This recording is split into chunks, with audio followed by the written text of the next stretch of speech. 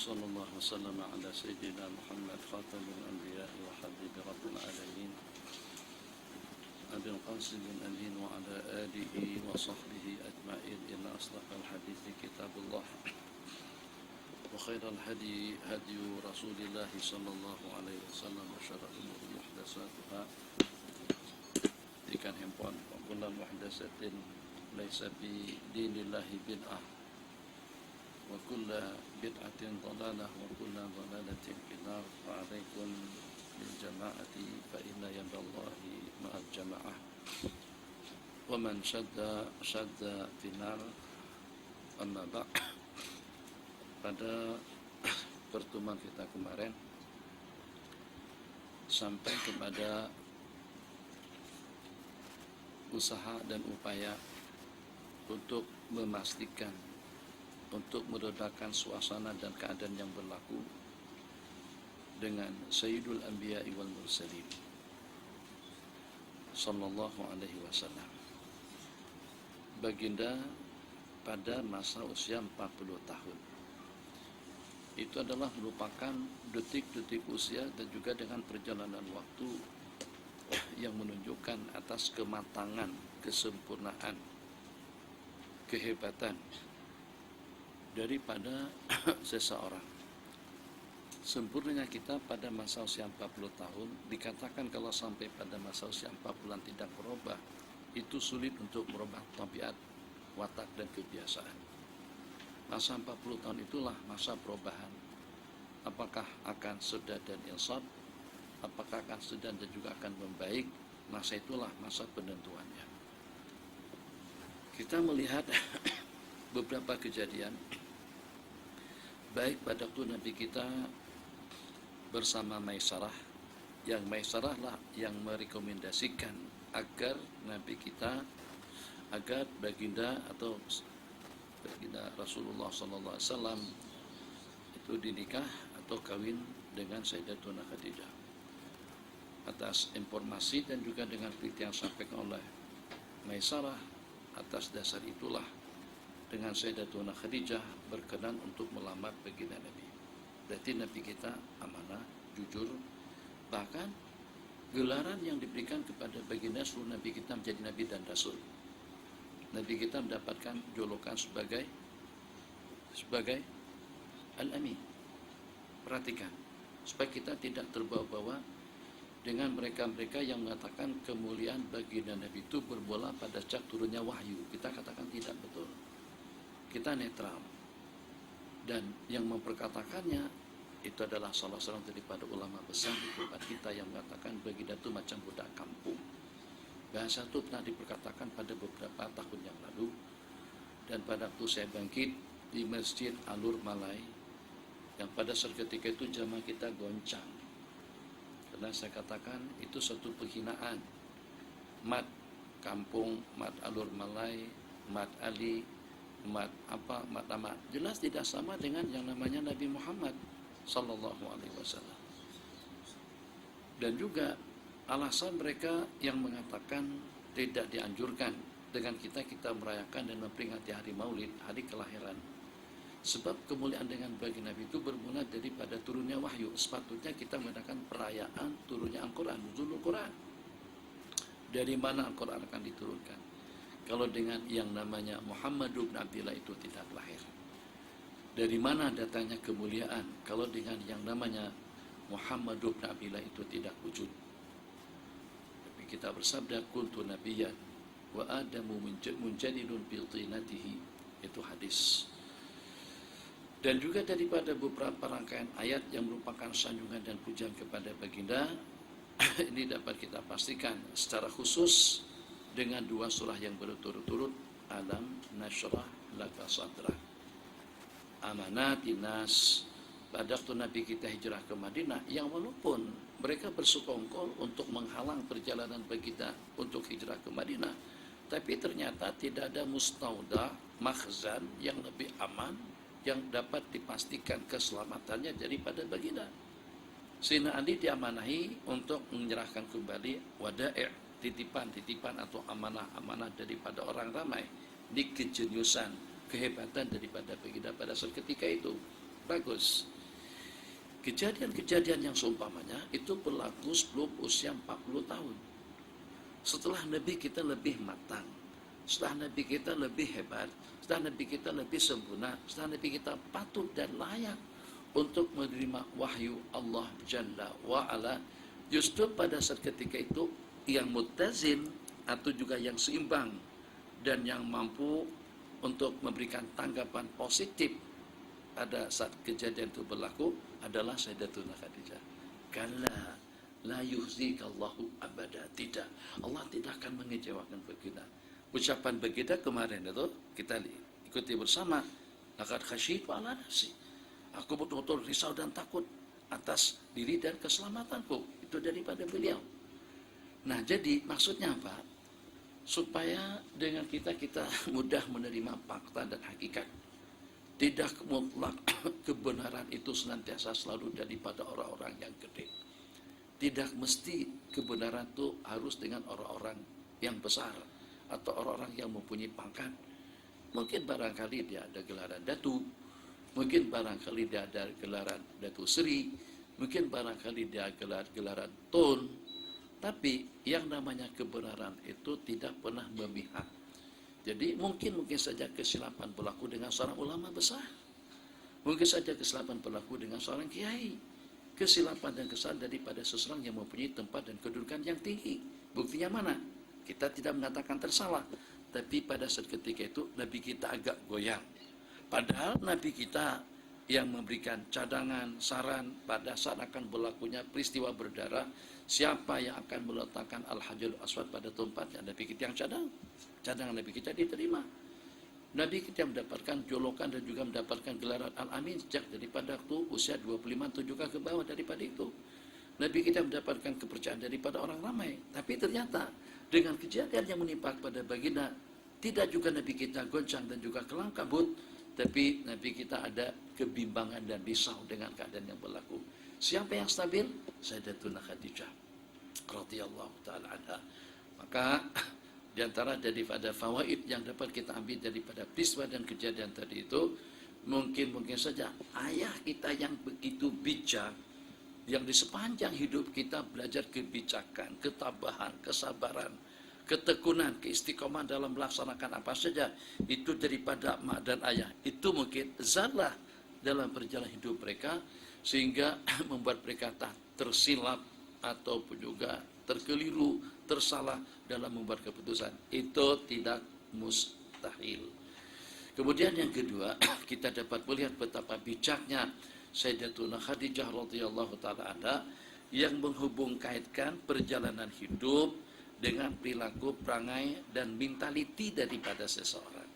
Kalla la yukhzikallahu abada. Tidak, demi Allah, Allah tidak akan mengecewakan, tidak akan menyengsarakan Anda selama-lamanya. Jadi percataan, diponis, dinyatakan, diperkatakan seperti itu atas dasar apa-apa saja. Sebab karena Nabi kita bersilaturahim, sebab karena Nabi kita ambil berat tentang urusan orang, sebab karena Nabi kita senantiasa membantu, sebab karena Nabi kita senantiasa menolong, dan juga ambil berat tentang nawaibud dahar, problem, dan juga dengan musibah-musibah yang menimpa. Jadi hubung kaitnya dengan kejadian yang berlaku, insya Allah kalau berlaku sedikit teguran, gangguan, cobaan, ujian, sedangkan kita alal khatil mustaqim, berada pada jalur atau pada jalan yang lurus, itu berarti tidak lebih daripada sedikit ujian supaya kamu menjadi orang yang layak.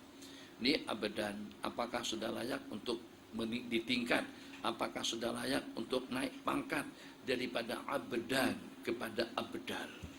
Maka kadang-kadang ibadah kita tidak menunjang kita untuk demikian. Kadang-kadang amal bakti kita tidak membuat kita seperti itu. Mungkin diantara daripada sebab musabab supaya abdan akan menjadi abda, Allah uji kita. Ujian kepada diri pribadi kita, ujian kepada keluarga kita, ujian dalam masalah kehidupan, ujian dalam masalah keuangan, ujian dalam masalah perilaku dan juga dengan kehidupan daripada adik-beradik, sanak saudara dan juga dengan lingkungannya. Ujian yang semacam itu bukan li'annahu kana mahinan indallah, bukan dikenakan karena dia hina dina, tidak. Tapi ada dalam bahasa hadis, Allah merencanakan suatu maqam, suatu anugerah dan pemberian kepada seseorang, tapi dia tidak boleh mencapainya dengan ibadah. Wala yazalu 'abdi yataqarrabu ilayya bin nawafil, di antara daripada akan mengangkat martabat kedudukan kita di sisi Allah itu adalah nawafilul ibadat. Ibadahnya padanya, wala sepak nonton, dengan hiburan ikut terbabit, senam aerobik atau dengan senam jantung sehat secara halal pun juga tidak terkecuali. Kawan-kawan pergi perusahaan pun juga ikut, kawan-kawan berkelak tepi pantai pun juga ikut, santai kehidupan seperti itu. Jadi dari sudut ubudiahnya bagus, tapi tidaklah sampai pada tahap yang kita kadang tertinggi, yang terpanjang, yang termewah. Kita suka dengan seperti itu. Jadi dengan kita biasa-biasa saja. Maka agar bagaimana cadangan yang Allah rencanakan tadi itu akan tercapai dengan seseorang, Allah uji dia dengan cobaan dan ujian, dengan malapetaka itu juga dengan penyakit. Allah uji dia pada diri pribadinya, keluarganya, harta usaha dan juga dengan bisnisnya, supaya dia layak untuk menerima anugerah kemuliaan daripada Allah Jalla wa'ala. Ini yang kedua, menghubung kaitkan kedudukan, kestabilan dan juga keamanan itu dengan latar belakang kehidupan daripada seseorang. Dalam waktu yang sama, yang walaupun berusia lebih daripada 15 tahun, tapi yang punya usia lebih daripada itu pun ternyata tidak memiliki kebijakan, kejeniusan dan juga dengan keterampilan daripada Sayyidatuna Khadijah radhiyallahu taala anha. Jadi tidak hanya pandai memanage tentang urusan keluarga, tentang urusan rumah tangga, tapi juga dalam waktu yang sama hal-hal yang ada hubungannya dengan keagamaan pun ternyata beliau merupakan seorang wanita yang muttazina, seorang perempuan yang stabil, yang tidak akan goncang dengan cobaan dan ujian. Di sepanjang menjadi pendamping kepada baginda Rasulullah sallallahu alaihi wasallam, itu jadi satu slogan atau jadi satu perumpamaan, dikatakan mamin rajulin rajulin salihin atau mamin rajulin najihin ila warahu imra'atun azimah. Tidak ada daripada seorang yang berjaya, tidak ada daripada seorang yang berhasil, melainkan di belakang dia terdapat seorang wanita hebat yang menyokong. Jadi itu peranan daripada perempuan akan membuat suami akan menjadi stabil, akan menjadi baik. Suami jadi curang gara-gara karena bini. Suami jadi pencuri gara-gara karena bini. Suami jadi khianat gara-gara karena bini. Suami terus penjarakan dan terhukum disebabkan pun juga karena istri. Nah, itu peranan daripada perempuan. Kamu jangan pernah melihat perempuan itu kecil. Tidak pernah, jangan sekali-kali melihat dia kerdil. Allah berfirman, inna kaidakunna azim. Memang itu perkataan daripada Nabiullah Yusuf alaihissalam, itu adalah suatu hakikat yang diperkatakan oleh seorang nabi yang akhirnya menjadi wahyu yang diturunkan oleh Allah Jalla wa'ala. Tipu daya mereka itu memang betul-betul besar. Berhasilnya seseorang asbabnya perempuan, berjayanya dia asbabnya perempuan, kalahnya dia asbabnya perempuan, membuat hidupnya tidak kerukuran pun juga kadang-kadang asbabnya perempuan. Kembali bijaksananya supaya jangan sampai ada kebimbangan sedikit pun dengan baginda, dengan penghubung kaitan. Allah tidak akan mengecewakan, Allah tidak akan menyengsarakan atas latar belakang kebaikan daripada beliau. Itu untuk lebih menenangkan baginda Rasulullah sallallahu alaihi wasallam yang belum berada pada posisi yang betul, berada pada posisi yang hak, maka dengan baginda dibawa untuk menjumpai Waraqah. Begitu kita minta pandangan. Kalau rasa-rasa penyakit kita tidak teratasi dengan di klinik, bawa ke hospital. Nanti live, biarkan saja. Tengok nanti kamu tak konsentrasi, biarkan live. Biarkan tuh dia tuh orang luar bukan untuk kita. Tuh belajar adab yang bagus. Kamu tidak bagus adabnya, orang depan cakap dengan kita berhadapan, mata kamu ke sana. Itu elakkan dalam majelis-majelis talaki. Azhar tidak banyak lagi mengajarkan kita peradaban seperti itu. Apa kata kawan-kawan kita, Dr. Suhada, kawan-kawan dari Seremban, kawan-kawan daripada mana-mana, kalau nak belajar ilmu, belajar saja daripada mana-mana. Tapi ada kalau nak belajar adab, datang ke Mahat Zain. Duduknya macam mana? Kami di sana duduk, tak ada orang yang terbuka kaki seperti abang tu, tak ada. Kaki akan kita tutup dengan sejadah. Tak nak telapak kaki kita akan jadi cermin, kaca kepada kawan yang ada di samping. Jadi santri di Mahat An-Nur sekarang ini kalau pada tu dia duduk, dia berada di depan. Duduk iktiras, duduk tawarruk, telapak kakinya terbuka. Dia akan ambil sejadahnya, dia tutup ke belakang supaya telapak kakinya tidak kelihatan. Jadi kita tidak mengatakan itu wajib, tapi dengan kita beradab sopan di hadapan Allah Jalla wa'ala. Kaifa takuna muta'addiban amama maulaka Jalla wa'ala. Supaya tidak berkembang pada saat dunia handphone masuk dalam dunia atau dalam kehidupan kita sehari-hari, akhwatnya, ikhwannya, pada waktu kita ke rumah Allah Jalla wa'ala, pada waktu kita datang ke rumah Allah, kata Al-Habib Abdullah Ibn Haddad, sembahyang sunat subuh yang kita laksanakan dengan adat dan hormat yang berkumandang, itu tujuannya tidak lebih daripada untuk isti'dadan, untuk persiapan agar kita mau qabil dengan hati yang bening. Tidak ada sembarang gangguan. Pada waktu kita buka Facebook kita dengan grup WhatsApp, pikiran kita sudah jadi kacau bila atau paling tidak sudah tercemarkan dengan itu dan ini, terus kita tahbid, kita tidak boleh khusyuk pada saat ketika itu, sebab tatapan pandangan kita melihat, dan juga dengan telinga kita yang mendengar, hidung kita yang mencium, dan juga dengan anggota kita yang meraba dan yang merasa, itu memberikan respon secara spontan. Kita lihat langsung ke kepala, kita cium langsung ke kepala, kita dengar langsung ke kepala. Itu berlaku di mana-mana saja. Maka akan bagaimana tawajuh kita di hadapan Allah Jalla wa'ala tanpa ada sembarang gangguan yang mengganggu. Ya'lamu asirra wa akhfa. Allah Maha mengetahui rahasia dan yang lebih tersembunyi daripada rahasia. Yang kalau seandainya Allah scan, Allah lihat luar dan zahir, itu tidak ada perbedaannya. Memang betul-betul tawajuh, wajah wajhiyah. Jangan sampai kita didustakan oleh handphone kita, didustakan oleh keadaan kita, sikap dan perilaku kita. Aku telah menghadapkan diriku kepada Sang Pencipta Jalla wa'ala. Kembali, jadi dengan kebijakan daripada Sayyidatuna Khadijah radhiyallahu ta'ala anha, itu bertujuan untuk menenangkan, menenteramkan hati baginda Rasulullah sallallahu alaihi wasallam, baginda berada pada posisi yang betul. Kedua, masalah tidak teratasi dengan klinik, bawa ke hospital.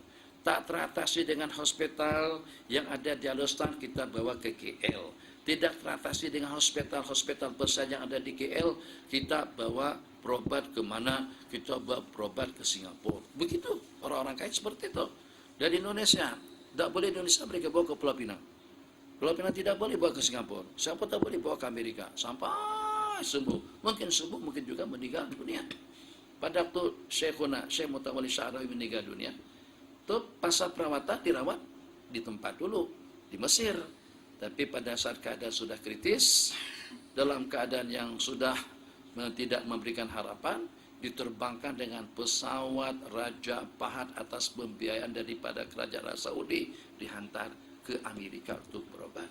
Dikatakan, dan ini saya mendapatkan informasi pasti, baik dengan Syekh Mutawalli Sya'rawi, atau dengan Syekh Ismail Sadiq Al-Adawi, atau dengan Syekhuna Syekh Usman Zain Al-Yamani, pada masa berangkat nampak kelihatan masih bertenaga, ceria, kuat dan lain sebagainya.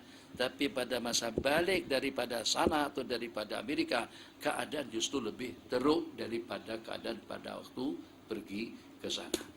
Jadi ini juga satu takhtitat daripada Zionis, orang-orang yang ada nama, yang ada pengaruh.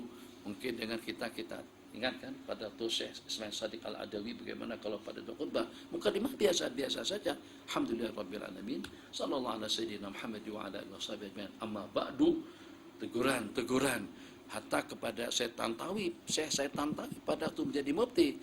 Kenapa hanta ya rajul, mata ya rajul? Pada tu beliau memperbolehkan syahadatul istismat, panjang lebar perbicaraan dan juga pertengkaran atau perdebatan di kalangan para ulama-ulama Azhar.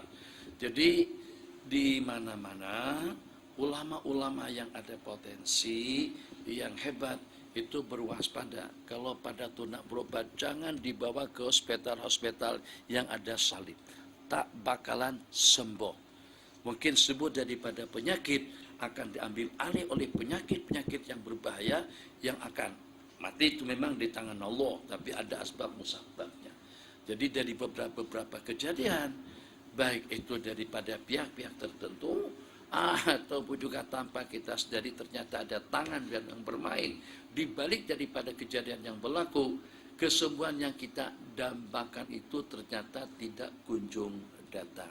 Justru balik daripada Amerika, balik berobat daripada Eropa, bukan sembuh, tambah teruk dan juga tambah masalah. Hati-hati dengan cendekiawan dan juga dengan ulama-ulama kita. Datuk Harudin pada waktu berobat ke Amerika, apakah yang pada akhirnya jadi sembuh? Ternyata tidak, meninggal di sana. Banyak cerita, bukan waktunya untuk kita kongsikan. Yang secara pasti kalau tidak berhasil, asal hukum tak tertuntaskan dengan kita tanya kepada para masyayikh.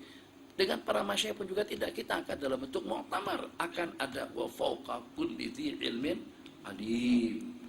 Di atas daripada orang yang berilmu ada orang yang lebih alim daripada semuanya.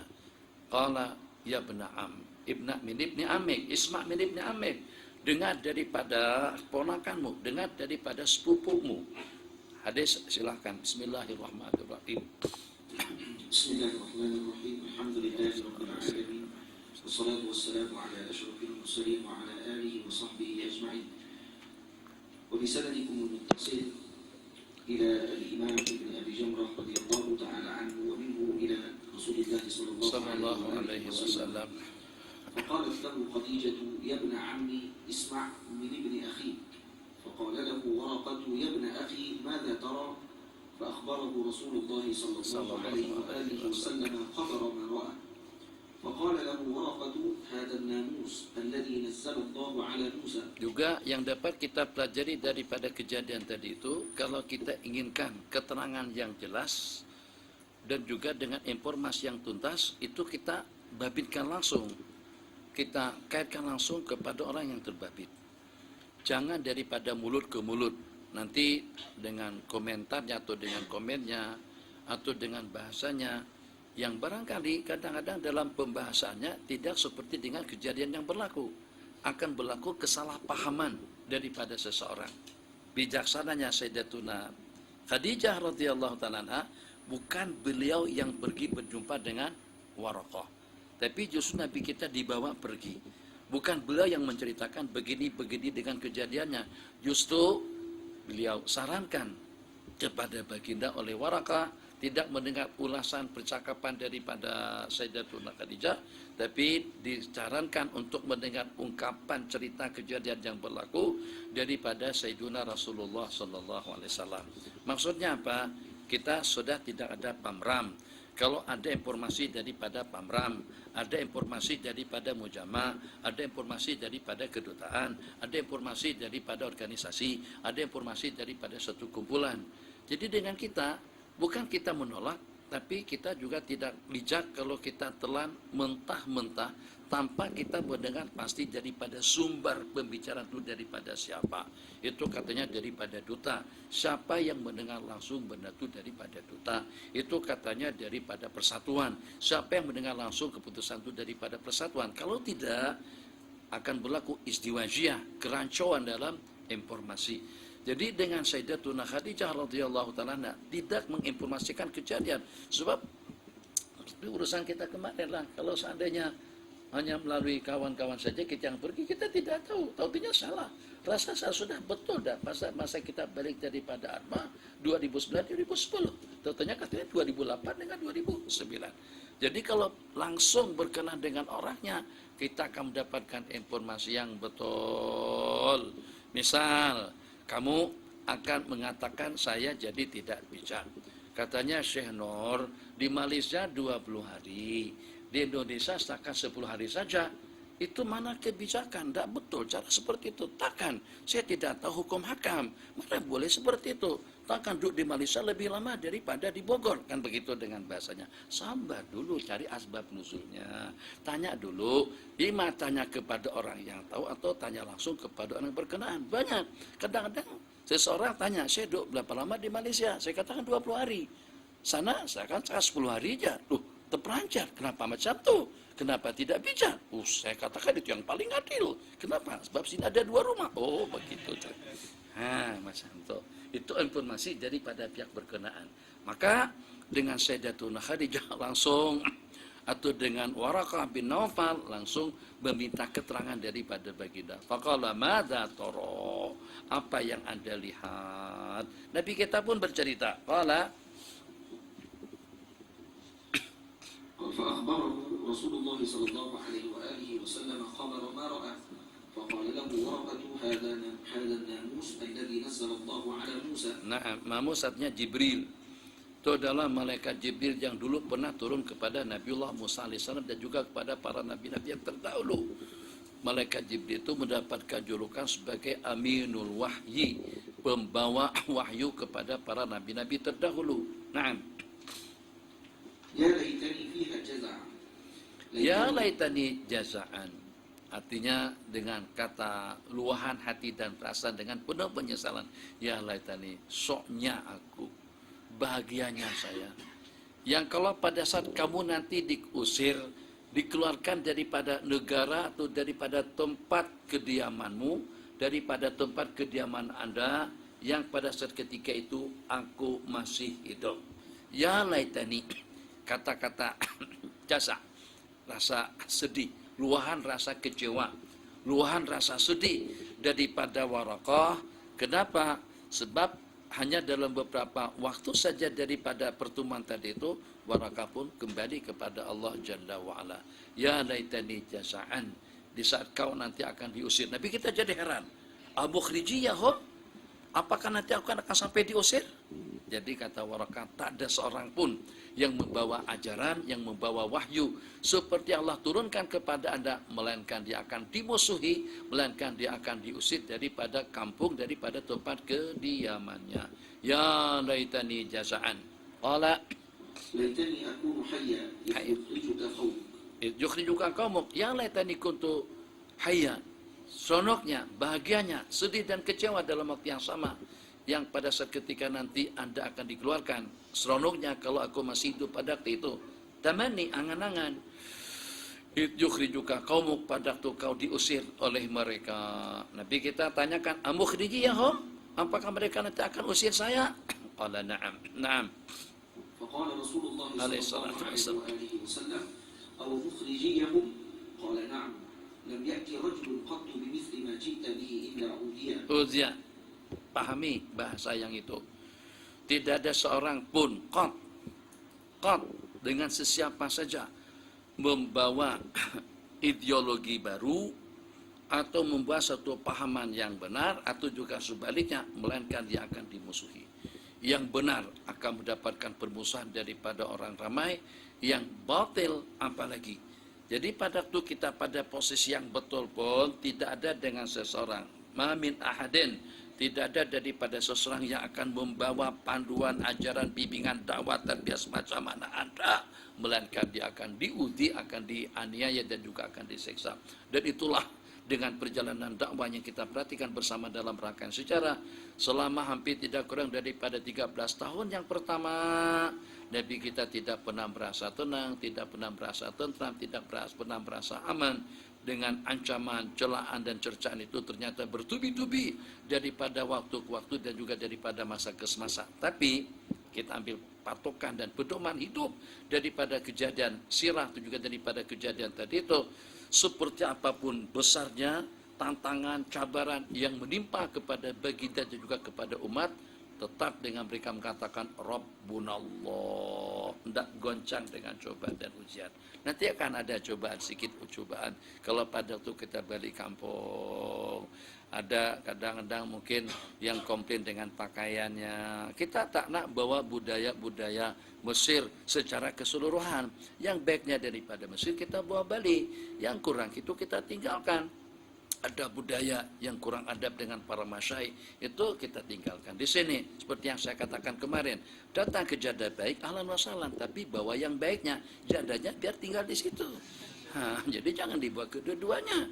Jadi pada masa kita balik daripada Mesir, misal di Mesir kalau pada waktu takbiratul intiqalnya Mesir meninggalkan yang namanya tatwilut takbirat pada masa rukuk sujud i'tidal, pergerakan tidak bersambung. Dia sujud dulu baru Allahu Akbar.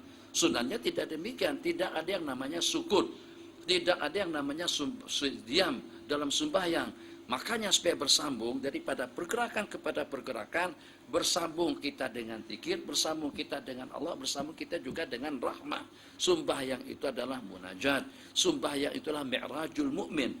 Maka pada waktu kita rukuk, Allahu Akbar, bar kita sudah berada pada posisi rukuk. Di sini tengok, budaya pegang mikrofon tak cantik. Nah, itu jatuh sendiri, bukan saya yang menjatuhkan. Jadi dengan budaya pegang mikrofon, Assalamualaikum warahmatullahi. Jadi lebih mengutamakan suara, rentak bacaan daripada keusuhan dalam ibadah. Tapi tidak juga sampai kaku macam kita. Kita ini terlampau kaku, mesti ini terlampau berani. Jadi dua kumpulan ini harus kita kombinasikan. Kita orang Melayu, mikrofon tercabut di sini, ya sudah, tak kisah, belakang tak dengar pergerakan imam, tak peduli. Apa problemnya? Ambil, cantumkan kembali ke sini. Ini pergerakan tak banyak mana. Atau kalau seandainya mikrofon itu jatuh pada masa kita sujud, jadi kita pegang, ambil Allahu Akbar. Nanti masa kita bangkit, kita sangkutkan kembali di dada kita supaya pergerakan kita dengan takbir dapat didengar oleh makmum di belakang. Itu pergerakan seperti itu ma'fu, perkara biasa. Sementara dengan kita tidak begitu. Terjatuh ya sudah. Oh dah, dengan kita kaku betul. Depan kosong tetap dengan kita tidak akan ke depan. Sampai menyamping renggang kita tidak akan penuhkan. Itu kekakuan daripada kita. Mesir terlampau longgar. Longgar macam mana? Kalau seandainya mikrofon tidak nyaring, dia akan cabut mikrofon. Dia baca begini. Alhamdulillahirrabbilalamin. Ar-Rahmanirrahim. Salam juga semacam itu. Kadang-kadang karena mikrofon di bawah dia tidak takbir. Korban sembahyang gara-gara kena mikrofon. Korban sembahyang kena gara-gara suara. Kita tidak mau dengan cara semacam itu. Sebab ini adalah nilai ubudiyah kita dengan Allah Jalla wa'ala. Sehingga dia senyap. Kenapa? Sebab mikrofon di atas. Bangkit daripada sujud kan? Senyap saja. Bangkit. Allahu Akbar. Itu takbir untuk apa? Sama kita bagian dengan teman-teman kita pada waktu salam. Salam, kita menoleh ke kanan dan ke kiri, itu sebagai petanda dan isyarat kita memberi salam kepada orang yang di kanan dan juga yang di kiri. Kita salam sebagian, bukan semuanya. Yang tak pernah bertalaki dengan kitab-kitab fikih secara intensif.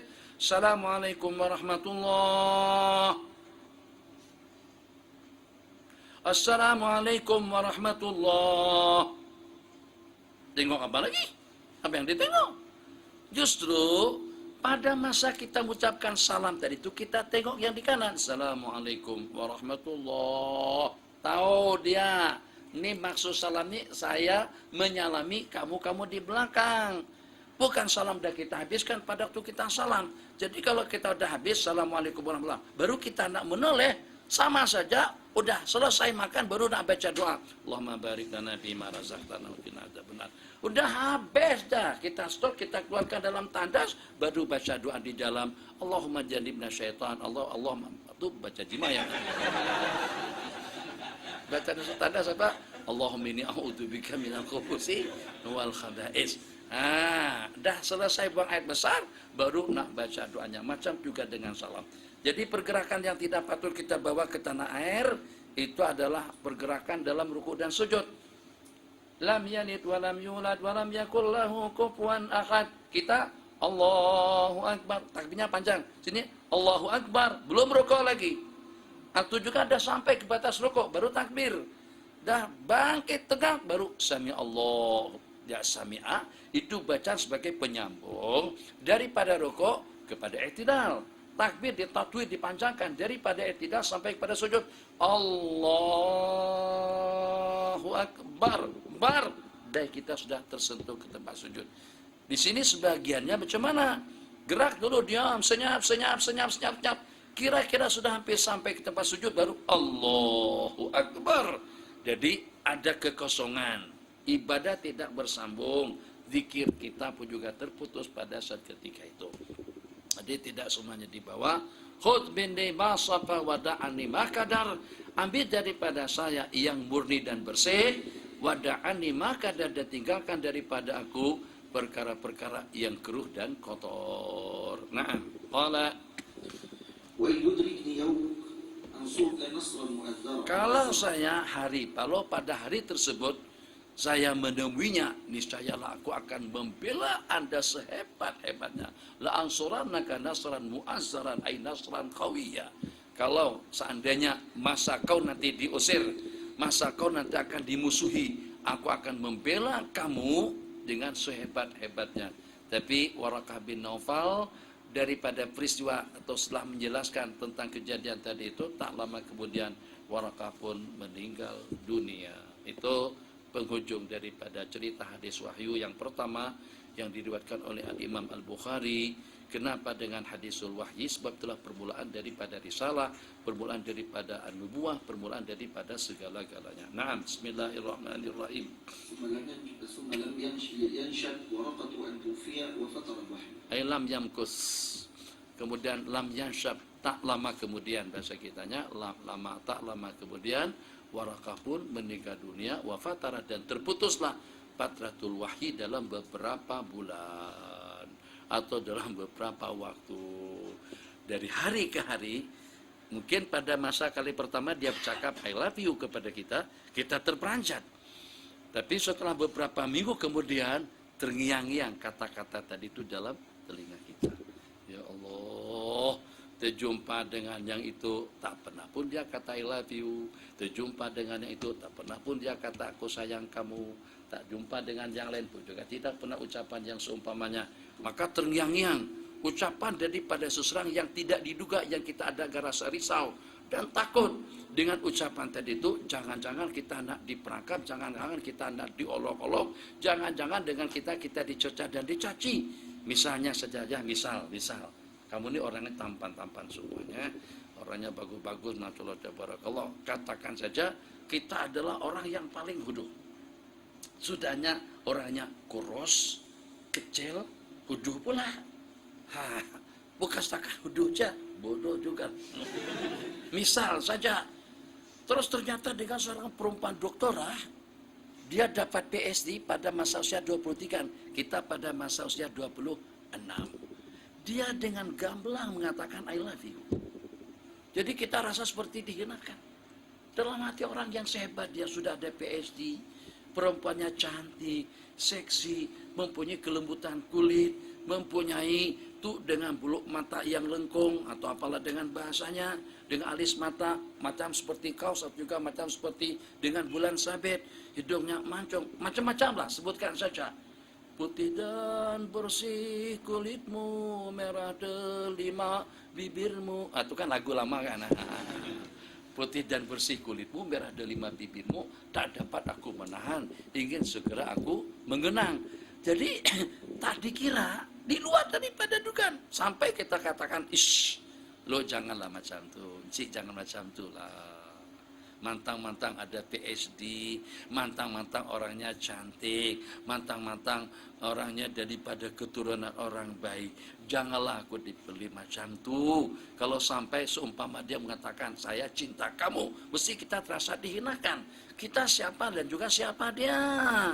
Tapi pada masa dengan kita mundar-mandir, bolak-balik ke sana dan kemari, ternyata sudah tak pernah kedengaran lagi kata-kata seperti itu. Yang pada akhirnya terngiang-ngiang ucapan saya sayangkan awak. Saya sayang ke awak. Saya sayang ke kamu. Saya sayang sungguh ke kamu. Jadi akhirnya kata-kata itu, Masya Allah, tabarakallah, ya Allah, syoknya, ya Allah, sedapnya. Kan begitu cerita Majnun Laila. Pada waktu Laila yang disebut, sampai ada yang mengatakan, lu bodoh. Katanya, soknya kata-kata bodoh kamu. Itu karena gara-gara Laila. Akhirnya ada yang pukul, dipukul, dicerca dan dicaci maki. Tak apa katanya, tak sakit pun, itu kena Laila. Jadi memang betul-betul jadi Majnun Laila. Nabi kita gambaran sederhananya semacam itu. selepas fataratnya terputus wahyu, itu dikatakan Nabi kita seperti nak bunuh diri, nak jatuhkan diri daripada tempat-tempat yang tinggi, terngiang-ngiang bacaan Iqra bismi rabbikal ladzi khalaq khalaqal insana min 'alaq Iqra wa rabbukal akram alladzi 'allama bil qalam 'allamal insana ma lam ya'lam. Terputus wahyu setelah kejadian atau setelah pertemuan dengan Waraqah bin Naufal. Naam, masih ada waktu. قال ابن شهاب وأخبرني أبو سلمة بن عبد الرحمن أن جابر بن عبد الله الأنصاري رضي الله تعالى عنهما قال وهو يحدث عن فترة الوحي فقال في حديثه بين أنا أمشي إذ سمعت صوتا من السماء فرفعت بصري فإذا الملك الذي جاءني بحراء جالس على كرسي بين السماء والأرض. Ini kejadian yang selanjutnya. Jadi setelah terputus wahyu dalam berbulan-bulan lamanya, membuat Nabi kita jadi rindu. Kalau dengan bahasa ketagihan itu dengan narkotika, membuat Nabi kita jadi rindu dengan kejadian yang berlaku. Bainama ana amsi, saat ketika Nabi kita berjalan di kaki Makkahul Mukarramah, tiba-tiba aku nampak yang mendatangi aku pada gua Hira itu duduk berjuntai kaki, kepala di atas langit dan juga dengan kaki di bawah. Kita boleh bayangkan. Jadi jangankan dengan seperti itu gambarannya. Kalau seandainya di rumah kita di bilik sebelah kanan itu kan bilik yang saya duduk itu ada 3 tuh. Itu kalau ada bunyi orang ketawa pun kita udah takut dah.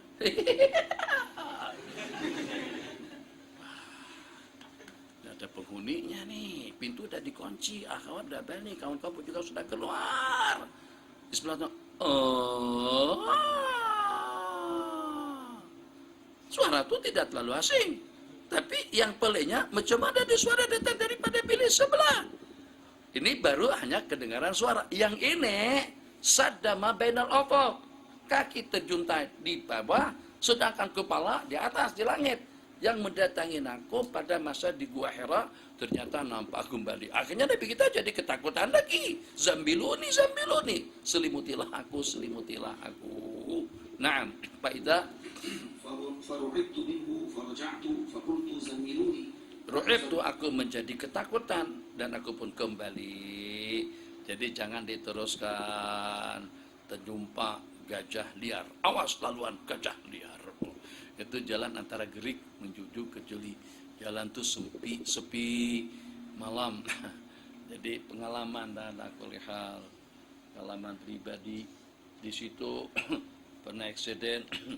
Dengan string sudah tidak terkendalikan, anak pada waktu dengan anak kedua dengan Mohsin, dan di situ juga kereta sampai panasnya lampau naik. Jadi pada waktu temperatur ya panas naik, saya tengok mungkin barangkali kena gunung, kena kona sejak break dan lain sebagainya. Jadi akhirnya panasnya tidak stabil. Kemudian turun, nanti sekejap naik lagi, lebih daripada separuh, sudah sampai pada batas merah. Nak berhenti pukul 3 pagi. Awas laluan gajah liar. Dan paling teruk sekali kalau pada waktu kita lagi sedang memandu sendirian. Jangan memandu sendirian. Nabi kita bersabda, ar-rakibul wahidu syaitan. Satu orang pemandu itu syaitan. Mandu santai. Kita tengok di Jerman ada 2 orang penumpang di belakang. Tak payah cakap apa-apa pun di belakang itu sudah menakutkan kita.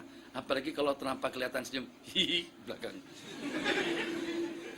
Eksiden yang berlaku itu semacam itu. Kamu jangan tengok ke belakang, jangan tengok. Baca ayat kursi, baca amanah Rasul. Kalau kamu tengok, confirm kamu akan eksiden. Itu gangguan-gangguan dalam perjalanan kalau pada waktu kita pergi sendirian. Jin menumpang tanpa memberitahukan kepada kita. Kadang-kadang katanya kelihatan rambut terungkai, terjuntai. Kadang-kadang dengan senyumannya. Jadi kamu jangan tengok, cukup tengok di cermin dan baca ayat kursi. Jangan tengok menulis seperti itu. Ini jalan begini nih. Jalan kona-konanya banyak. Apalagi kalau dengan jalan Greek. Jalan Greek lama daripada Baling menuju Greek itu ada yang hitung, tidak ada kerjaan. Katanya 99 kona di situ. Hitunglah tasbih tahmid takbir 99 kali 33. Ini kona yang ke arah menuju Greek itu yang dihitung 1, 2, 3, 4, 5. Ala kulli hal keadaan seperti itu pasti dan pasti akan menakutkan. Dengan seorang Nabi pun ternyata dengan beliau kembali minta diselimuti, zambiluni zambiluni. Na'am qala Anzalallahu ta'ala ya ayyuhal mudaththir Hai. ya ayyuhal mudaththir qum fa'anzir ila qawlihi warrujza fahjur. warujza, dan kemaksiatan fahjur, tinggalkanlah. Ya ayyuhan mudaththir, hai insan yang sedang berselimut. Ya ayyuhan mudaththir, qum, bangkit, fa'anzir, sampaikan nidarah, berita atau juga ancaman daripada Allah. Nidarah, kita ada bisyarah dengan nidarah. Bisyarah berita gembira, nidarah itulah berita ancaman azab daripada Allah Jalla wa'ala. Wasiyabaka fatahhir, dan bersihkan pakaianmu daripada segala kotoran. Warujza, dan kemaksiatan, kemungkaran, fahjur, ai uhjur arrujza, tinggalkanlah segala kemaksiatan dan kemungkaran. Nah, itu wahyu yang kedua. Fahamiyal wahyu wa tataba. Hamia, menjadi panas dan bersambung. Hamia, sudah panas, suasana sudah hangat. Malam tadi itu 18 menit yang pertama masuk gol. Belum sempat buka handphone lagi, kawan-kawan katanya sudah masuk gol pertama. Lemas kita nak nonton, sudah tak ada mood lagi nak nonton. Kenapa? Sebab sudah masuk. Tak lama kemudian mungkin menit yang ke-25, gol lagi kedua, balasan. Wah, seronok. Alhamdulillah, yang menyokong sopir atau yang menyokong Costa Rica atau apa sebutannya, nah ada mood kembali untuk menonton. Jadi lepas itu penalti, sepakan penalti, masuk lagi, lemas lagi. Itulah. Jadi emosi seseorang itu jadi tidak stabil gara-gara kena bola sepak. Orang semangat, apalagi kalau kita menyokong satu kesebelasan. Makanya bagus jawaban si anak tadi itu, katanya ada Syafi'iyul madhab. Bagus itu jawaban. Anta Ahlawi wala Zamalkawi, anak Syafi'i. Itu bagus. Sebab kalau Zamalkawi kalah sakit hati. Ahlawi pada waktu Ahlawi kalah juga jadi sakit hati. Tapi kalau saya Syafi'iyul mazhab, aku tak peduli. Berarti jawabannya itu betul lah. Berarti dia bijak sangat. Anak bukan Zamalkawi dan juga bukan Ahlawi. Aku adalah Syafi'iyul mazhab. Masya Allah, tabarakallah. Jadi pertandingan malam kemarin yang menonton sampai habis ternyata berakhir hasilnya 4-2. Katanya pemenang-pemenang itu berapa? Dalam ratusan juta pound sterling hadiah yang diberikan kepada mereka. Hampir satu persatu mungkin dapat tidak kurang daripada dalam 4 jutaan pound sterling. Hampir tidak kurang daripada dalam puluhan, bahkan hampir dalam 20-an juta RM yang dipungut oleh tiap pemain yang memenangi dan yang mengusung bola dunia pada malam kemarin. Supaya yang seperti itu jadi besar, memang dunia itu keperluan, duit itu perlu, jabatan itu perlu, tapi tetap Allahu Akbar. Maka dengan kita belajar, kita mengaji, kawan-kawan, supaya jangan sampai kita terhijab dengan dunia dan juga dengan peralatannya. Maka dengan kita baca hadis-hadis yang seumpama subhanallah mil'al mizan atau mil'ul mizan, ucapan tasbih itu sudah mampu untuk memenuhi timbangan. Walhamdulillahi, ucapan hamdalah yamda'u atau tamda'u ma bainas samawati wal ardi, akan memenuhkan jarak antara langit dan bumi. Kalau Allah takdirkan tadi pagi kita dapat salat berjamaah dan juga mendapatkan takbiratul ihram yang pertama, itu insya Allah bukan setakat dengan kedutaan, bukan setakat dengan kerajaan dunia dengan segala isi-isinya, itu kerdil dengan takbiratul ihram yang kita dapatkan pada subuh hari tadi itu. Itu berarti dunia kecil, kerdil di mata kita. Akhirat itu adalah segala-galanya. Perjuangan dan pengorbanan kemana kita harus tujukan? Berkorban demi untuk agama, berjuang demi untuk kebenaran. Kalau seandainya berjuang demi untuk pangkat dan juga berkorban demi untuk kedudukan, itu nanti agama akan jadi batu loncatan, ilmu akan jadi batu loncatan, ibadah akan jadi batu loncatan. Tidak lebih daripada sekedar tangga untuk kita mencapai suatu jawatan yang pada akhirnya mengampu, menyembah atau dengan bahasa-bahasa seumpamanya itu akan berlaku. Kenapa? Karena ada yang lebih agung dan yang lebih besar daripada Allah, daripada agama Allah, daripada syariat Allah Jalla wa'ala. Allahu Akbar, Allah yang maha besar. Kembali, bismillahirrahmanirrahim. Summa hamiyal wahyu wa tataba. Kemudian suasana jadi hangat, terus bersambung dari masa ke masa. Nabi kita menerima wahyu, Nabi kita menerima teguran, Nabi kita menerima panduan dan bimbingan daripada Allah Jalla wa'ala. Itu tentang wahyu. Dan yang diceritakan tadi itu adalah merupakan salah satu daripada beberapa cara wahyu turun kepada baginda. Ada yang secara langsung semacam tadi, ada juga dengan penyamaran, menyerupai seperti Sayyiduna Dihyatul Kalbi, malaikat menyamar kepada rupa salah seorang daripada sahabat yang paling tampan. Nabi kita pernah katakan yang semacam itu kepada Sayyiduna Dihyatul Kalbi dan juga kepada Sayyidina Jarir ibn Abdillah al-Bujali. Sayyidina Jarir bin Abdullah al-Bujali pun juga mempunyai perawakan yang ideal dan juga mempunyai ketampanan yang menonjol, ketampanan yang sangat-sangat ketara, yang sehingga kalau ada delegasi-delegasi datang daripada luar, maka Nabi kita akan panggil Sayyidina Jarir bin Abdillah al-Bujali. Jadi beliau dipanggil, beliau berdandan, bersolek, berpakaian kemas rapi, cantik dan bagus untuk menjadi juru bicara, untuk jadi moderator pertemuan antara baginda dengan delegasi. Mereka menyair, maka dengan Sayyidina Jarir pun juga seperti itu. Mereka menyampaikan ucapan, dengan beliau pun juga mengucapkan ucapan yang sama. Yang kedua, Sayyiduna Dihyatul Kalbi mempunyai ketampanan dan kecantikan sampai kepada tahapan yang disebutkan di dalam hadis. Nabi kita bersabda, innahu Yusufu hadil ummah. Yusuf umat Nabi Muhammad adalah dengan Sayyidina Dihyatul Kalbi, sehingga dengan malaikat Jibril kadang-kadang menyamar, menyerupai beliau. Itu yang kedua. Secara langsung dengan malaikatnya seperti kejadian waktu Nabi kita melihat malaikat Jibril memenuhi antara langit dan bumi. Diriwayatkan malaikat Jibril alaihissalam memiliki 600 sayap, yang dengan salah satu daripada sayap malaikat Jibril itu adalah asli al-khilqi, atas dasar kejadian yang sebenarnya itu sudah mampu untuk memenuhi jarak antara langit dengan bumi. Sebesar apa malaikat Jibril kita tidak dapat bayangkan. Salah satu daripada sayap malaikat Jibril begitu diperumpamakan di dalam hadis sudah memenuhkan jarak antara langit dan bumi. Kadang-kadang menyerupai Sayyiduna Dihyatul Kalbi, kadang-kadang dalam bentuk wahyu, mimpi, ru'ya, kadang-kadang dalam bentuk bunyi ngekek. Rupa-rupanya tuh datangnya teleksus daripada itu. Pren.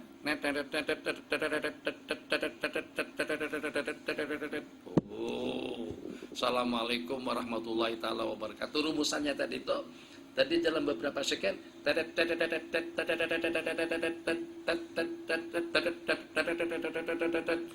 artinya tanggal 17 hari bulan 9 calon istri kamu akan diberangkatkan daripada KLII. Tolong ditunggu di airport pesawat Etihad sampai di Kairo pada pukul 9 pagi. Assalamualaikum. Selamat bermulan madu. Sebelum adanya rumusan semacam itu, wahyu yang diturunkan kadang-kadang seperti itu bentuknya. Dan Nabi kita bersabda, itu keadaan yang paling berat di siang hari yang terlampau sejuk. Yang pertama, kemudian yang kedua, dalam suasana dan keadaan yang sangat-sangat getir. Jadi pada waktu Nabi kita menerima wahyu, suasananya sejuk betul dalam keadaan yang dengan baginda boleh dikatakan menggigil kedinginan. Itu Nabi kita keluar puluh. Pada waktu menerima wahyu berat betul. Keadaan wahyu yang paling berat Nabi kita terima. Kalau pada waktu yang datanya seperti ranil jaras, seperti bunyi lonceng, seperti itu. Nah, sumaham yal wahyu wa tataba. عن أنس رضي الله عنه عن النبي صلى الله عليه وآله وسلم قال ثلاث من كنا فيه وجد حلاوة الإيمان Allah. أن يكون الله ورسوله أحب إليه مما سواهما وأن يحب المرء لا يحبه إلا لله تعالى وأن يكره أن يعود في الكفر كما يكره أن يقذف في النار. Nabi kita bersabda, salasun man kunna fihi wajada halawatul iman. Apabila ada 3 perkara itu terkumpul dalam kehidupan kita, kita akan menikmati lemak manis kenikmatan iman di dada. Akan terasa nikmat betul, akan terasa bertuah sangat, yang pada seketika dengan kita memiliki 3 unsur yang disebutkan di dalam hadis. Nikmat rasanya akan menjadi indah, sembahyangnya, ibadahnya, zikirnya, tasbihnya, ubudiyahnya, pelaksanaan hukum hakamnya, bukan setakat dengan hudud, pelaksanaan perintah-perintah Allah Jalla wa'ala, semuanya jadi nikmat. Pada waktu dengan kita mampu untuk menundukkan pandangan, pada waktu dengan kita mampu untuk mengalihkan penglihatan, pada waktu dengan kita mampu untuk meninggalkan perkara larangan, itu jadi nikmat, jadi nyaman, dan juga jadi satu kebahagiaan yang dengan kita merasa bening dan tenang sekali. Bila hukum hakam dan juga dengan ketetapan Allah akan jadi nikmat dalam kehidupan kita apabila ada 3 perkara dalam kehidupanmu. Ayyakunallahu wa rasuluhu ahabba ilaihi mimma siwahuma. Yang pertama, Allah dan Rasulnya itu lebih kita cintai daripada yang selainnya. Lebih kita cintai daripada kereta, lebih kita cintai. Mungkin orang Mesir saya perhatikan agak sampai kepada tahap itu, mereka tak kisah kereta kemeh kah, cahalar kah, berdebu kah. Jadi dunia itu masih kecil di mata mereka. Banding kalau dengan kita, kereta kita bersihkan. Saban hari kita basuh kereta, mengkilat, masalah tabarakallah. Ada positif dan negatifnya. Kita pandang daripada sudut positifnya saja. Positifnya daripada kita menjaga nikmat, menyayangi anugerah, menjaga pemberian daripada Allah.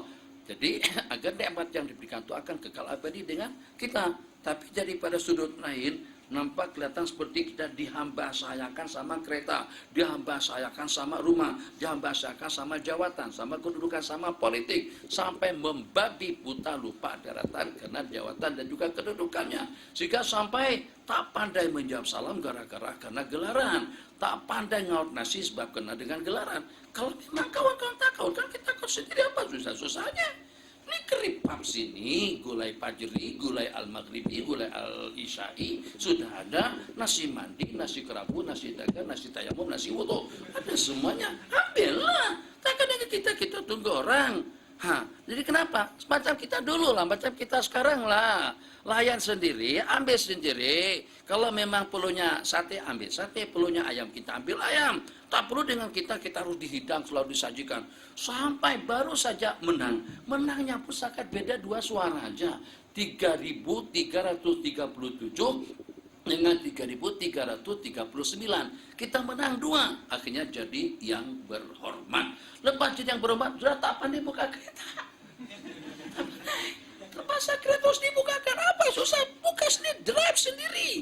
Jadi kalau seandainya yang memandu tidak ada, tak ada masalah. Takkan dengan kita tunggu. Dulu ke sana kemari dengan besikal kita kayu, dengan motor kita naik, dengan bajai pun kita pernah ikut. Kenapa setelah pas jadi yang berhormat jadi kaku? Letakkan sapu tangan sini, takutlah nanti makan nanti jatuh. Macam jadi budak kecil pula kita makan. Kemudian dengan pinggan kosong di depan, biar duduk saja. Kenapa? Tunggu dikautkan sama petugas, tunggu dikautkan sama pelayan. Tak payah tunggu. Orang yang nak melayan kita beri peluang agar dia dapat pahala dan kebajikan. Tapi juga dalam waktu yang sama kita jangan kaku. Kita sudah waktunya untuk makan, basuhan tangan sudah ada di hadapan. Takkan ini kita tunggu orang tuangkan. Tuang sendiri tak ada masalah. Baca doa sendiri apa masalah.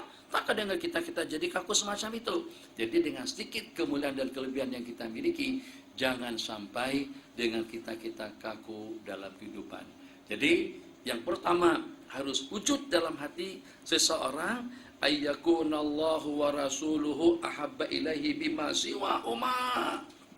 Allah dan Rasul lebih kita cintai daripada segala-galanya. Kalau perbandingannya antara ibadah dengan hiburan, kalau perbandingan atau dengan tarungannya antara ilmu dengan sukan, itu pasti dan pasti yang akan kita pilih adalah ilmunya, yang akan kita pilih adalah ibadahnya, yang akan kita pilih adalah kebajikannya, kecuali dalam keadaan-keadaan tertentu. Yang kedua, wa ayyuhibbal mar'a la yuhibbuhu illa lillah. Yang dengan kita cinta kepada seseorang, kita tidak mencintainya melainkan karena Allah, bukan karena jawatan. Sebab kalau karena jawatan, ramai sekarang dalam kabinet, ternyata sudah tidak lagi terbabi dalam kabinet.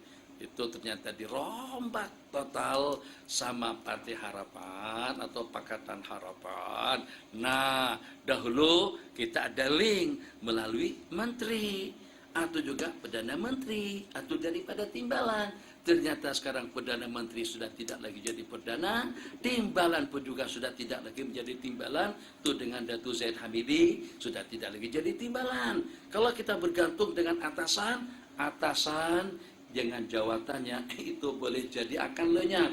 Kalau kita bergantung dengan ketampanan dan kecantikan, kecantikannya nanti akan jadi pudar. Kalau mahabbah kita tuh kena kedermawanannya, mungkin akan terganggu gugat, dikenakan kena bankrupt dan bangkrut. Tapi kalau kecintaan kita karena Allah dan Rasulnya, cinta itu akan abadi selama-lamanya. Begitu.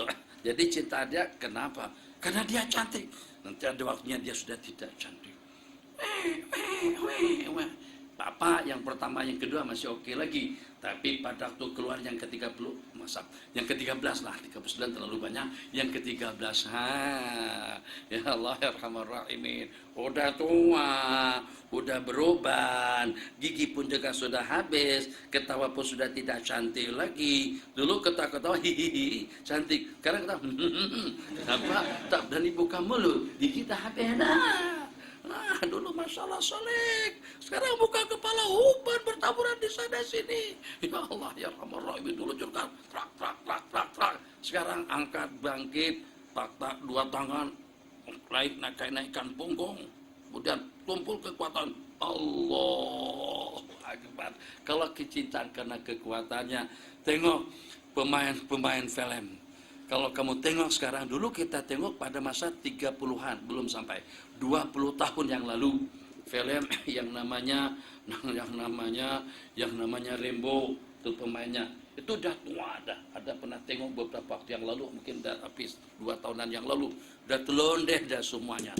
Rambo itu dengan ikatan kepalanya, dengan panahnya pada waktu nembak pesawat, siapa namanya, Silpar apalah, tak tahu lah namanya, Sapaluni apa nama dia. Kalau cinta seseorang kena ketampanannya akan pudar. Cinta seseorang kena kecantikannya akan loso. Cinta seseorang kena keilmuannya, kena ibadahnya, kena ketakwaannya, itu akan abadi selama-lamanya. Alhamdulillah. Wa ayyuhibbal mar'a la yuhibbu illa lillah. Cinta kepada seseorang bukan mencintai, melainkan karena Allah, karena dia orang baik, karena dia orang yang mulia, bukan karena duitnya, bukan karena hartanya, bukan karena jawatannya. Sebab itu nanti akan beralih.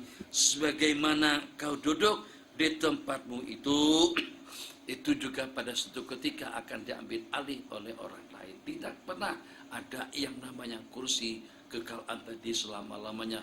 Mungkin kena gangguan daripada penyakit, mungkin kena gangguan daripada politik, atau peralihan daripada politik, ataupun juga kalau tidak dengan kematiannya, tergeser daripada jawatan, daripada kedudukan, karena meninggal dunia.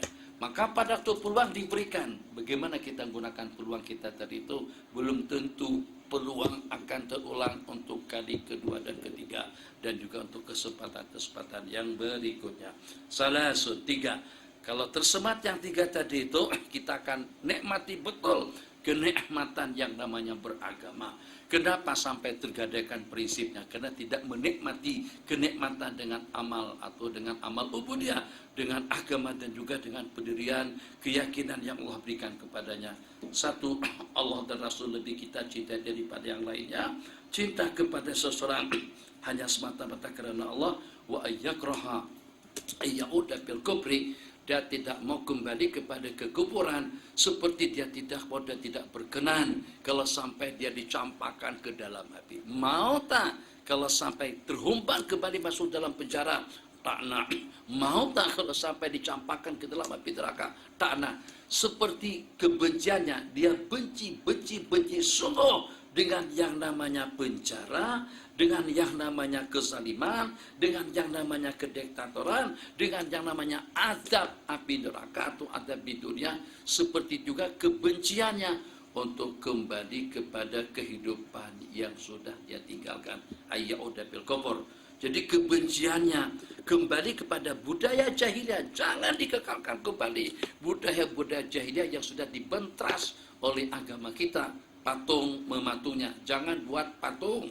Sebab itu diantara daripada Nabi kita bentras pada waktu Nabi kita sampai ke Mekah pada tahun yang ke-8, ja'al haqq wa zahaqal batil innal batila kana zahuqa, di tangan Nabi kita qadib. Kemana qadib Nabi kita isyaratkan? Maka patung yang terikat kuat di atas Ka'bah atau juga di samping menyampingnya itu akan gugur. Sama dengan remote control, ja'al haqq plang plang plang, berjatuhan berguguran. Setelah bersih daripada patung yang berjumlah 360, baru Nabi kita masuk ke dalam Ka'bah untuk melaksanakan sembahyang 2 rakaat di dalamnya. Ternyata berhala, patung yang dibentras, yang dimusnahkan, yang dihancurkan oleh baginda Nabi dan sebelumnya dengan Nabiullah Ibrahim alaihissalam, pada waktu dengan belum hancurkan patung-patung semuanya kecuali yang paling besar. Qala man fa'ala hadza bi alihatina ya Ibrahim qala falau kabiruhum hadza fasaluhu in kanu yantiqun. Tuh yang punya kerjaan itu. Kalau Anda percaya, tanyalah dia. Jadi diolok-olok betul. Jelas mereka sudah tahu itu tidak akan cakap-cakap dan tidak akan mampu untuk menginformasikan. Tapi dipilih seperti itu oleh Nabiullah Ibrahim. Ternyata kita bangun patungnya. Cukup di Kalimantan, tempat saya bukan begaduh. Tapi sejak saya datang balik ke kampung, patung itik bibik yang paling besar di seluruh dunia itu yang ada di tempat kami namanya Diamontai. Itu kalau patung itik itu dimakan oleh warga kampung semuanya pun tidak bakalan habis. Besar sungguh. Di samping dia daripada batu. Jadi di sampingnya ada kerbau. Kerbau dengan itik lebih besar patung itik. Nah, kita di Langkawi ada dengan elangnya. Di situ ada dengan binatangnya. Itu tidak perlu. Jadi dengan kita pada waktu kita buat rumah indah, villa, atau juga dengan banglo besar, ada tasik, ada taman, ada resort, ada danau, ada apa saja terserah. Tapi tak payahlah. Ada juga misalnya tebing, kami sebut tebing. Itu ada air ancur berjalan, di bawahnya ada kura-kura, ada burung putih. Tidak perlu. Itu diantara daripada simbol jahiliyah yang sudah dibentras oleh baginda.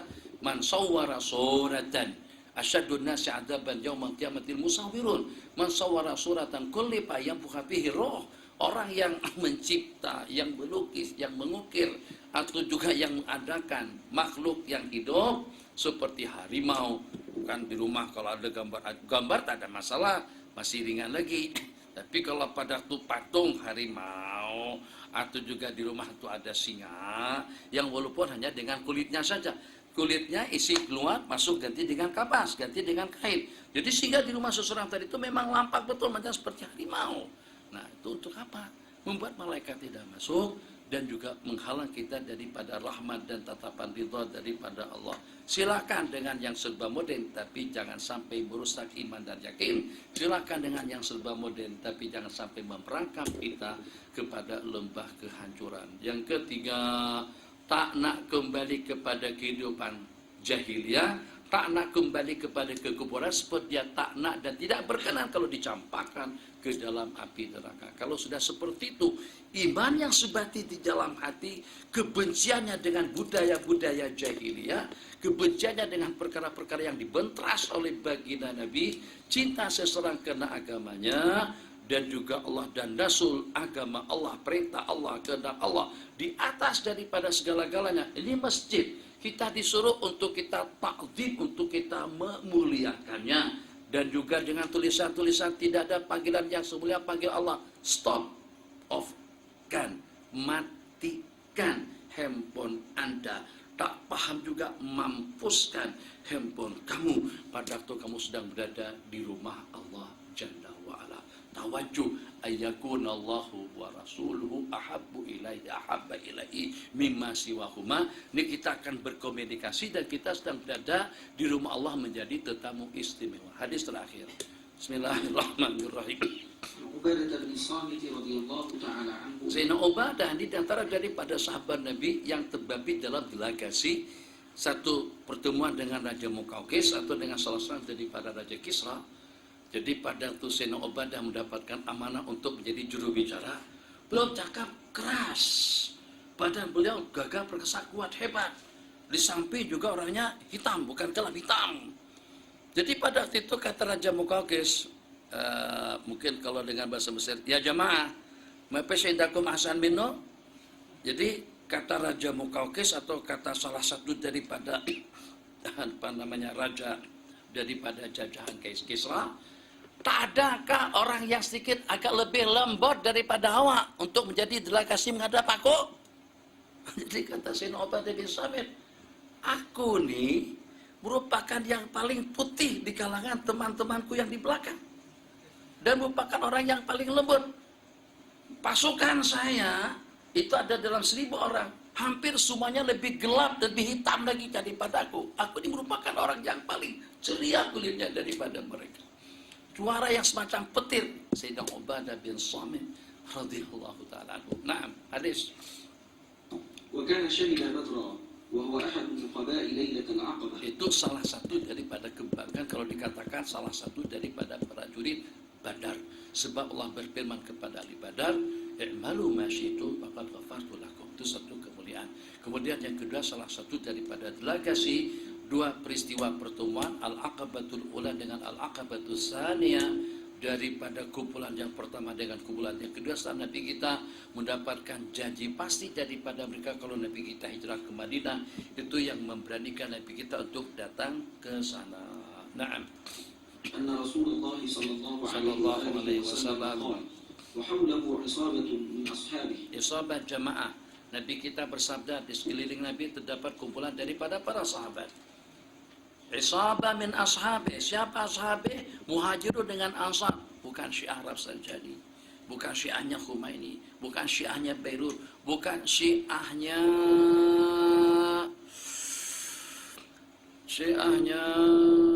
ya Allah Pendang,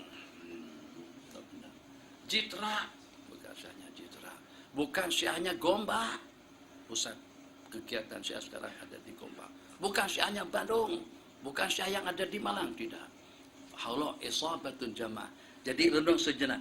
Macam mana mungkin dengan kita tidak meriwayatkan hadis kalau tidak melalui jalur mereka? Kan Syiah tidak terima hadis kecuali kalau diriwayatkan oleh Ahlul Bait. Ahlul Bait tidak semuanya beriman. Abu Lahab, Ahlul Bait, Abu Jahal maksudnya daripada keluarga Baginda. Yang beriman Sayyidina Hasan dan Husain, hatta dengan Sayyidina Al-Abbas Ibn Abdul Muttalib itu beliau beriman masuk Islam, yang walaupun pada dua pertemuan di Al-Aqabah yang pertama dan kedua beliau yang menjadi moderatornya, yang menjadi orang tengah antara kumpulan dengan kumpulan, tapi ternyata beliau masuk Islam pada tahun yang ke-8. Sayyidina Hasan dan Husain masih kecil. Jadi mana mungkin dengan kita dapat menerima panduan bimbingan syariat perilaku baginda secara lengkap dan komplit kalau kita mengelak, kalau kita ketepikan, kalau kita buang hadis-hadis yang diriwayatkan oleh selain daripada ahli bait. Yang menyaksikan, yang mendengar, ya ayyuhalladzina amanu, ada dalam berapa puluh kitab dengan hai orang-orang yang beriman, maksudnya sahabat, bukan Syiah sebagaimana yang didakwa, dan mereka tidak dapat mendakwa sebab pada waktu turunnya ayat dan perintah kepada baginda Nabi dan Nabi kita sampaikan kepada umat yang ada pada saat ketika itu cuma hanya dua kumpulan. Dua kumpulan itulah Muhajirun dengan Ansar yang dicerca dan yang dicaci dan bahkan dikafirkan oleh mereka. An Ubadah bin Samit qala Rasulullah sallallahu alaihi wasallam wa hawla isabatun min as-sahabah min ashabihi bayuni bai'at aku, janji setia dengan aku, ala dengan beberapa syarat, ala an la tusyriku billahi syai'an, dengan tidak mensekutukan sesuatu kepada Allah, wala tasriqu, jangan mencuri, wala taznu, jangan berzina, wala taqtulu awladakum, jangan membunuh anak dan keluarga, wala ta'tu bi buhtanin, jangan melakukan pembohongan dan penipuan taftarunahu baina aydikum Ya wa arjulikum, yang kau lakukan antara kaki dan tangan. ولا تعصوا في معروف Wala ta'su bi ma'rufin, jangan melaksanakan ihsan dalam perkara ma'ruf, begitu juga sebaliknya. 7. فمن وفى منكم فأجره على الله. Yang dapat menepati dengan janji setia tadi itu, balasannya nanti di sisi Allah. ومن أصاب من ذلك شيئا Ternyata فعوقب dia, في الدنيا. ternyata dia mencuri, ternyata dia berzina, ternyata dia membunuh, ternyata dia curang, ternyata dia berbohong, ternyata dia khianat. Pak ajruhu, maka dengan hukumannya atau dengan balasannya, kalau balasannya itu ditindak pada masa di dunia, insya Allah di akhiratnya nanti bersih dan lolos. Tapi kalau seandainya tidak, yang walaupun terbabit dengan kesalahan-kesalahan tapi ternyata tidak menerima hukumannya di dunia, maka wa tahta masyiatillah, Allah ampunkan, itu rahmat dan maghfirah. Allah siksa, itu adil dan bijaksana. Qala, sedikit ulang ومن yang أصاب من ذلك شيئا فعوقب في الدنيا فهو كفارة له. Nah, ومن أصاب من ذلك شيئا ثم ستره الله فهو إلى الله إن شاء عفى عنه وإن شاء عاقبه. begitu akidah dan juga keyakinan kita terhadap kemaksiatan dan kemungkaran yang dilakukan oleh seseorang. Jadi dalam Islam, keterbabitan seseorang kepada perkara-perkara besar itu tidak membuatnya menjadi murtad, sebagaimana pahaman daripada Khawarij yang dengan mereka mengkafirkan seseorang karena dosa-dosa besar. Jadi yang terbabit dengan dosa-dosa besar, balik pintunya, terus dijatuhkan hukuman sebatan, cambukan, ataupun juga dengan kisos di dunia, maka itu akan menjadi kafarah penghapus atas dosa kesalahannya. Tapi kalau ternyata mendapatkan setir, Allah rahasiakan, pernah curang, pernah khianat, pernah minum, pernah berzina, pernah melaksanakan perkara-perkara loklat, perkara-perkara licik, perkara-perkara haram, perkara-perkara porno, tapi tidak ada yang tahu, maka itu kepada Allah ketentuannya. Allah ampunkan, tapi hawa ni'mah, Allah adab dan seksa itu atas keadilannya.